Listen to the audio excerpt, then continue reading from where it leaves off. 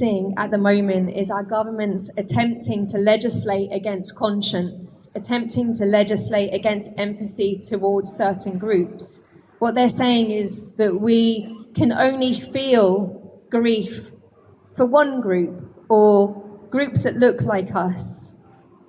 And that is why I want to share something that Jonathan Cook wrote last week, because it really spoke to me, and I think it spoke to a lot of us.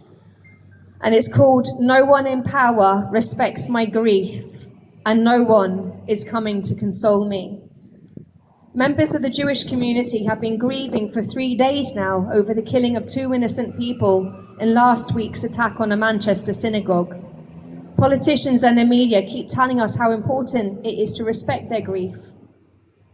I and millions of other Britons, some of them Jews, have been grieving for much longer over the killing of tens of children in Gaza, not on one day last week, but on every single day without break for 2 years. And yet no politicians or media seem to think it is important to respect my grief. I grieve over much more than a 10 toll that now runs into many tens of thousands of children. I grieve over my government's active complicity in providing the weapons and intelligence that made possible the mass slaughter in Gaza. I grieve over my government's refusal to oppose the abduction of British citizens trying to reach Gaza and bring food to the population Israel is starving. And I grieve at my government's refusal to mount an official flotilla of its own, a naval one, to break Israel's illegal siege of the enclave and end the famine it has engineered there. I grieve over the relentless erosion of the public's right to protest the slaughter and starvation in Gaza.